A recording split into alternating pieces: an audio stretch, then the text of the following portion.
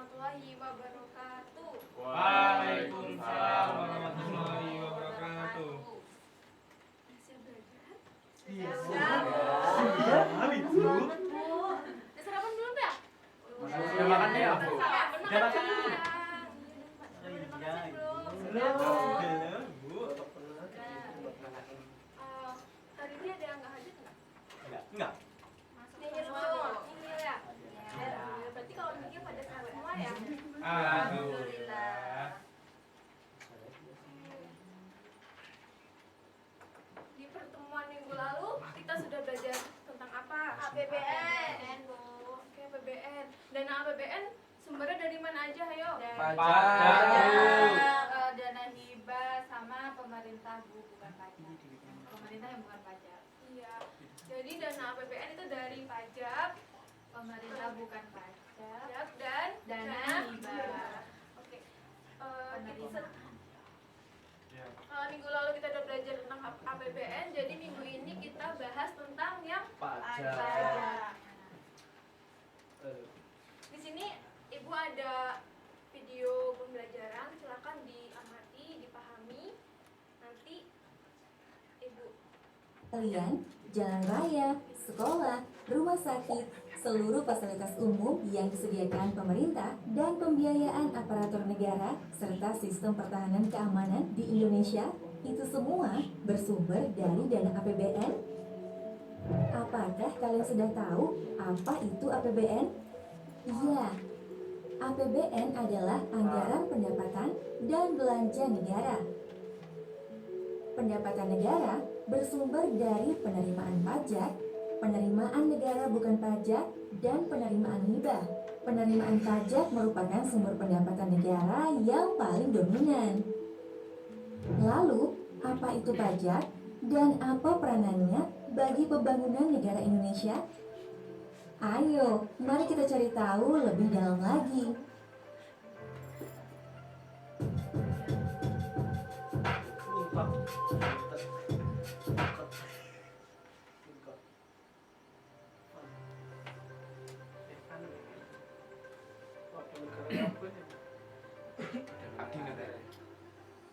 Berdasarkan data Kementerian Keuangan Republik Indonesia, jumlah pendapatan negara pada APBN 2020 adalah sebesar 2.233 triliun rupiah, yang terdiri dari 1.865 triliun rupiah dari penerimaan pajak, 367 triliun rupiah dari penerimaan negara bukan pajak, dan 0,5 triliun rupiah dari penerimaan hibah, yang artinya kontribusi pajak bagi APBN sangatlah dominan, yaitu sebesar 83,54%. Jadi sangat masuk akal jika disebut bahwa pajak adalah tulang punggung pembangunan bangsa. Baik, sekarang kita coba cari tahu dulu pajak itu apa. Pajak adalah kontribusi wajib kepada negara yang terutang oleh orang pribadi atau badan yang bersifat memaksa berdasarkan undang-undang dengan tidak mendapatkan imbalan secara langsung dan digunakan untuk keperluan negara bagi sebesar-besarnya kemakmuran rakyat. Jadi, pajak itu sifatnya wajib dan memaksa. Pajak dikumpulkan ke APBN beserta penerimaan negara bukan pajak lainnya, lalu didistribusikan ke pemerintah pusat dan daerah maupun desa untuk menunjang pembangunan demi kesejahteraan seluruh warga negara Indonesia. Salah satunya untuk pembangunan infrastruktur, fasilitas pendidikan, fasilitas kesehatan, dan lain-lainnya. Jadi, pembayar pajak setelah membayarkan pajaknya tidak serta-merta memperoleh manfaat secara langsung atau imbalan dari negara atas pajak yang telah ia bayarkan. Secara umum, pajak terbagi menjadi dua bagian, yaitu pajak pusat dan pajak daerah. Pajak pusat merupakan pajak yang dikelola oleh pemerintah pusat. Dalam hal ini adalah Direktorat Jenderal Pajak, seperti pajak penghasilan atau PPH, pajak pertambahan nilai atau PPN, pajak penjualan atas barang mewah atau PPNBM, pajak bumi dan bangunan sektor lainnya, dan bea materai. Sedangkan pajak daerah dikelola oleh pemerintah daerah. seperti pajak bumi dan bangunan sektor pedesaan dan perkotaan, pajak hotel dan restoran, pajak hiburan, pajak iklan, serta pajak yang lainnya. Dengan kondisi bangsa kita seperti saat ini, apakah bisa kebutuhan negara kita dibiayai APBN tanpa pajak?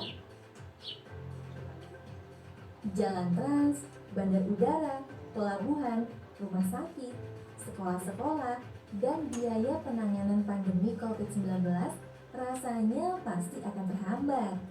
Apa iya tentara angkatan bersenjata kita mempertahankan negara ini masih menggunakan ketapel atau bambu runcing karena tidak adanya biaya pertahanan negara?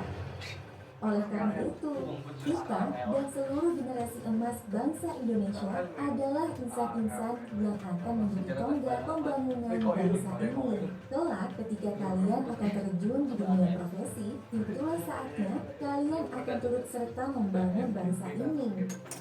Dengan menyadari pentingnya pajak, maka kita sebagai generasi bangsa Indonesia bisa mampu membangun Indonesia dengan turut serta menjadi pahlawan bagi negeri ini melalui pajak. Selesai. Mulai. Jadi pajak itu apa? Pembayaran wajib pada negara. Iuran wajib kepada negara yang dibayar Wajib dibayarkan. Tanpa memaksa.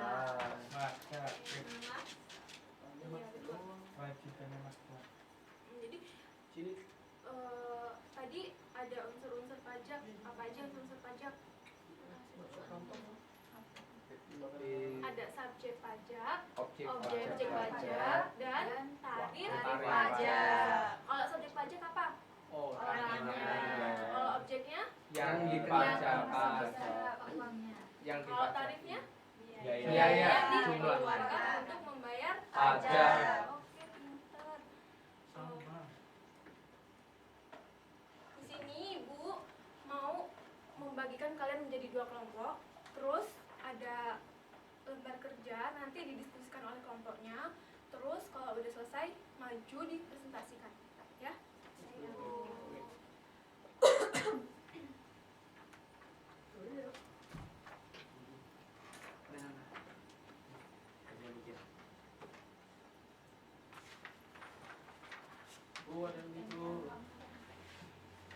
Jadi didiskusiin yuk. Kita kelompok 1 yuk. Nih.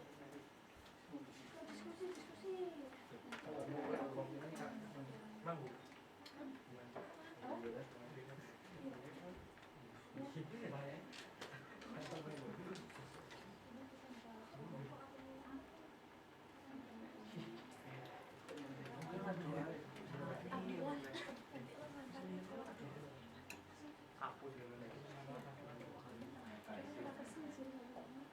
Udah?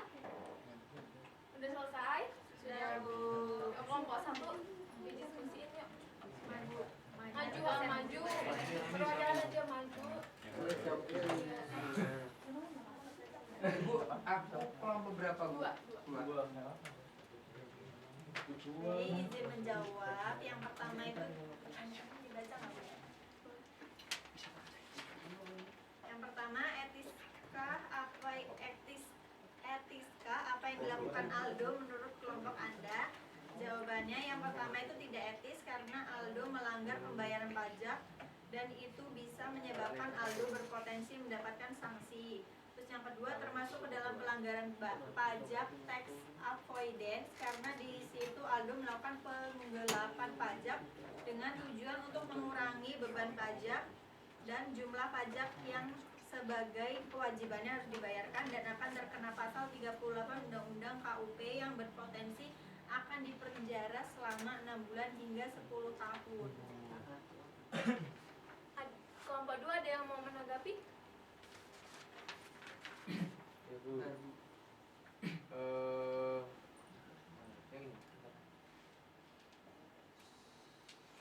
Seharusnya jawaban nomor 2 itu termasuk ke dalam pelanggaran tax evasion karena pelanggaran tax avoidance itu merupakan pelanggaran yang dilakukan karena melakukan skema penghindaran pajak yang bertujuan untuk meringankan beban pajak dengan mencari dan memanfaatkan celah terhadap ketentuan perpajakan di suatu negara.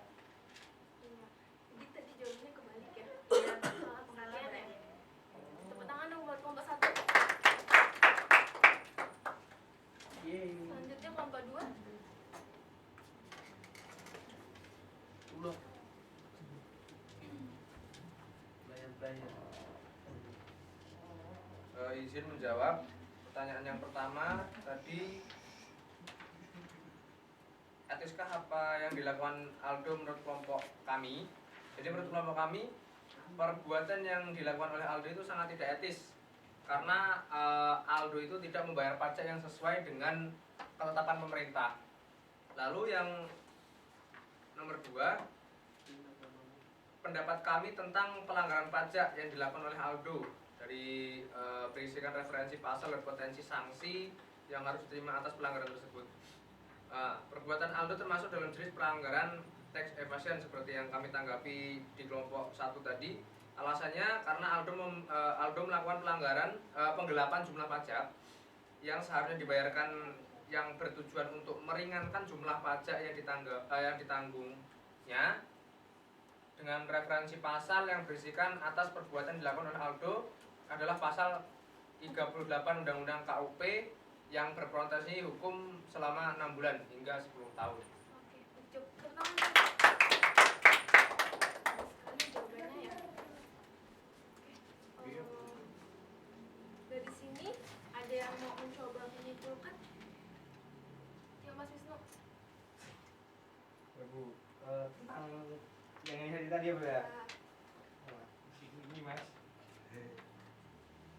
pajak adalah iuran wajib rakyat kas negara berdasarkan undang-undang yang dapat dipaksakan dengan tiada mendapat jasa timbal balik atau kontraprestasi yang langsung dapat ditujukan dan yang digunakan untuk membayar pengeluaran umum. Nah, berdasarkan jenis pemungutannya, pajak dibagi menjadi 2, yaitu pajak pusat dan pajak daerah. Iya, good, bagus sekali. Tapi sebelum Ibu tutup, Ibu mau mengotas kalian. Ibu udah bagi link di grup, silakan dikerjain ya. Waktunya 1 menit. 1 menit, Bu. Cuman 3 soal kok. Yang link di grup, Bu. Iya. Aku. Udah Bu. Udah? Bu. Udah. Bu. Oke. Betul semua, Bu. Jadi, juga semua? Iya, Bu. Ada yang salah satu enggak? Enggak ada, Bu. Salah semua? Salah semua, Bu. Ada salah semua, Berarti Bu. Sudah mengerti. berarti sudah mengerti, udah paham tadi ya? Iya. Alhamdulillah sudah. Oke. Gimana pelajaran hari ini tadi? Medianya? Seru, Bu. Asik. Suka pakai video atau pakai PPT? Video. Oke. Jadi next bisa dicoba lagi ya? Iya, yang Bu. bisa Bu. Oke. Mungkin pertemuan kita Ibu akhirin sampai sekarang. Jangan lupa belajar. Materinya dipaham-pahamin. Kita minggu depan mau ada ulangan harian. Oke. Yuk, ketua kelas dipimpin berdoa dulu yuk. Baiklah teman-teman, untuk menutup perjumpaan kita hari ini, mari kita berdoa. Berdoa mulai. Doa selesai. Ibu akhiri. Wassalamualaikum warahmatullahi wabarakatuh. Waalaikumsalam warahmatullahi wabarakatuh.